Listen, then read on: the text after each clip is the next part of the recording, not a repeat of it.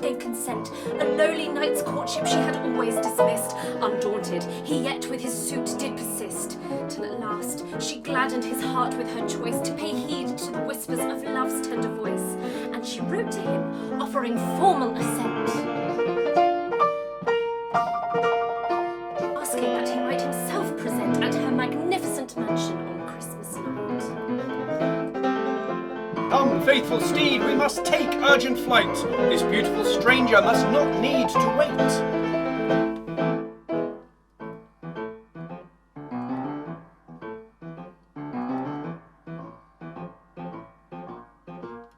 But as they proceed to their fortress's gate, the horse excitedly utters a neigh.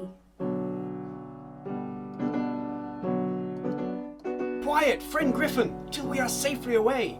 For if our intended escape were espied, we should henceforth forever stay imprisoned inside our Marienburg fortress, foregoing the chance.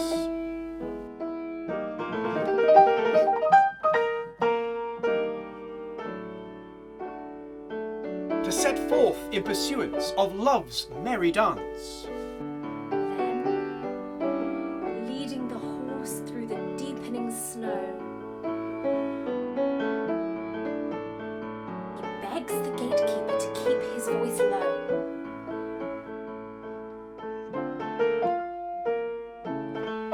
For someone is certain to raise the alarm if they cannot maintain the most absolute calm. If I am caught on this daring endeavour, I should surely remain here, a captive forever.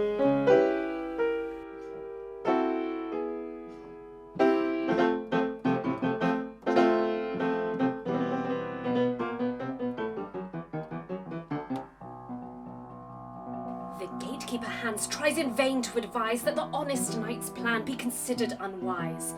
My dearest Lord Falk, to whom honour is due, you have fought for our cause as a warrior true.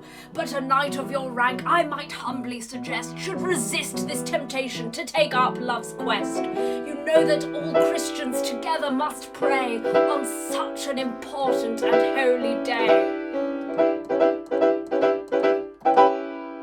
Unbolt the gate, Hans, for I must away. This beautiful lady will see me at last. There is ice in the river, the current flows fast. If only you knew how my griffin could swim. Thereafter your chance of survival is slim. In the wood on the far side, the wolves roam in packs. My griffin and I shall withstand all attacks. Through the forest beyond that, in ambush wait scores of murderous villains, all skilled in the wars. The villains and wolves I dismiss and despise. Nothing can hinder my claim to my prize. Unbolt the gate, I must flee from this place, committing myself to God's mercy and grace.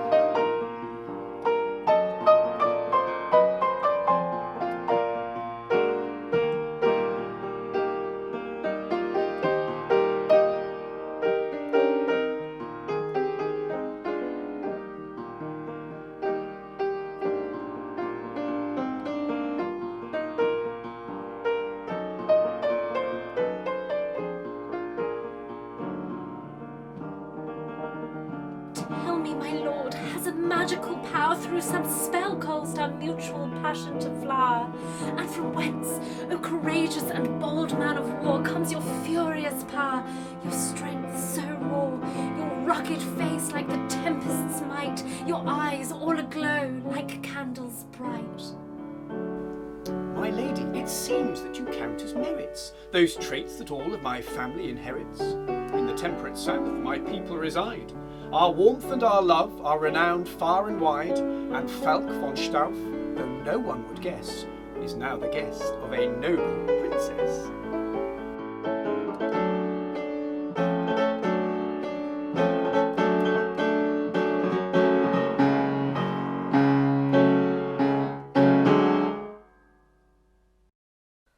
What then inspired you to move to the east? I was tired of my homeland and wanted at least some adventure, some reason to brandish my sword. When the call to enlist came, along with the news of the Marienburg fortress prey to a horde of merciless looters, how could I refuse? I vowed to set forth, to take military orders and protect our great fortress from fiendish marauders. Listen, dear sir, I beg you attend to the message I now have the task to impart. Your fortress this evening you cannot defend, so stay here with me with an easier heart. The moment I heard of your likely fate, the love I had nurtured I felt become clear. And I, Elvira, have saved you from great threat of danger today by inviting you here. My dearest Lord Falk, do you still not know why to my mansion tonight I have called you away? All of your brethren are destined to die. Not one of your knights will again see day.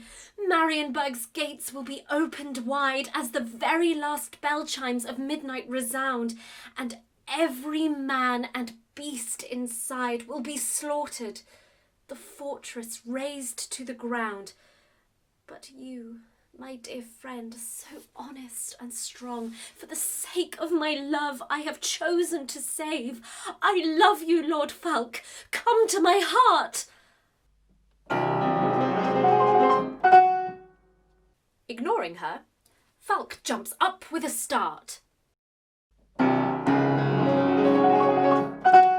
Marienburg in direst need! God give us strength! God give us speed!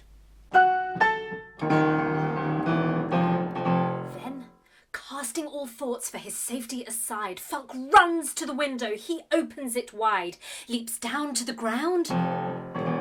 Griffin, let us run faster than ever before to prevent this disaster. Falk lowers his head close to Griffin's mane and loosens his hands, hardly holding the rein. Then, leaving the road, he steers his horse ever southward and never once changes his course.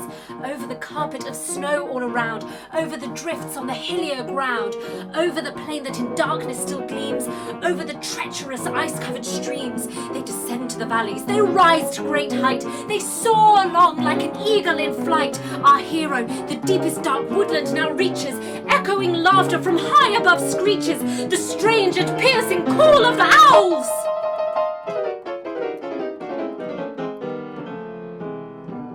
But more ominous still is the sound of the howls of the wolves which approach them from every side.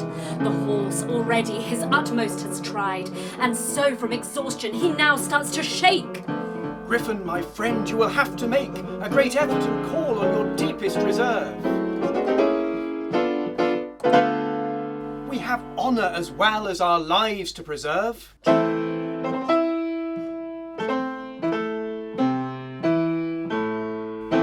these cowardly dogs there is nothing to fear. A Marienburg knight and his horse have no peer. Pat on the neck revives Griffin's mood, but surrounding his feet lurks the perilous brood. They encircle the horse, their teeth they bare, though none of them yet to attack will dare. A ravenous wolf breaks from the pack by desperate hunger, driven to attack. She leaps at the horse and starts to bite. Falk thrusts his sword with all his might. The beast collapses, pierced to the heart. The other wolves pounce and tear her apart. Falk's white cloak bears a large blood-red stain. horse gallops onwards, though clearly in pain.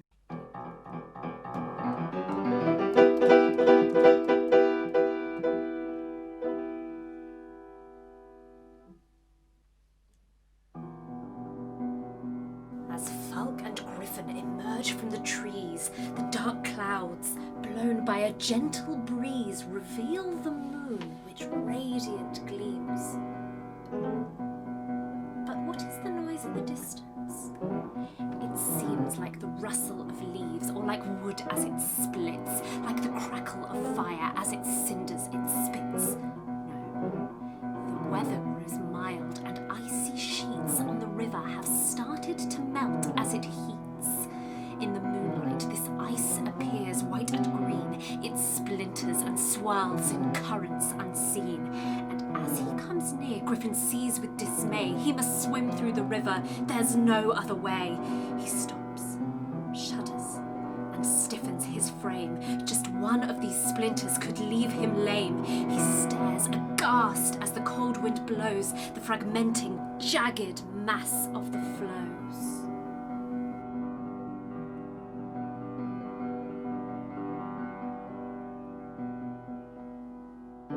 Come now, my friend, we have no time to wait, for on us depends our people's fate. Be brave and call on your deepest reserve.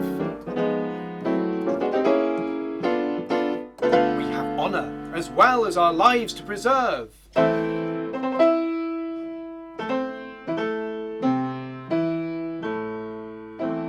Swim, swim! You must fight your way through! Obeying him, Griffin, loyal and true, ignores his fear and with purposeful stride wades straight across to the opposite side. And ahead, like a star or a beacon of light,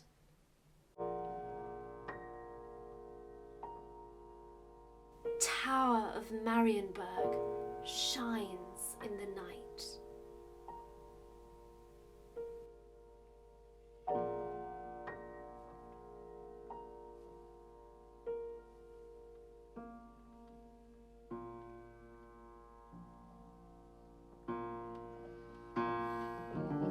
Perceive that, down by the fortress's side, a figure like that of a snake seems to hide, or like that of a dragon defending its lair. A voice calls out, "Rider, stop! Who goes there?"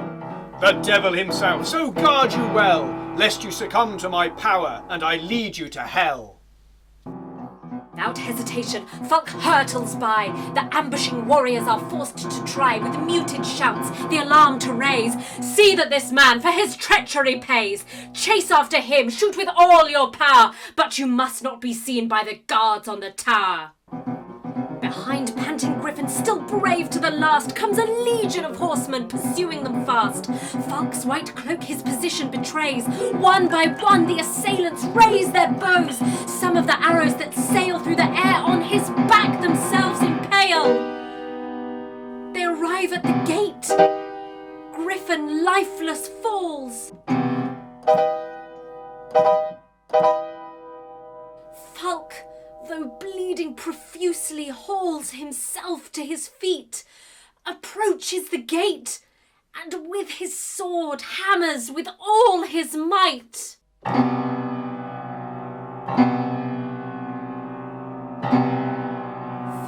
times, and as if ordained by fate, the great bell of Marienburg strikes midnight. He cries out, My friends, make haste! You have not a moment to waste. Leave your Christmas night prayer. Your lives are in danger. Beware! As the last strokes of midnight resound, every man within this great wall will be slaughtered and the fortress razed to the ground. My task is fulfilled. May God bless you all.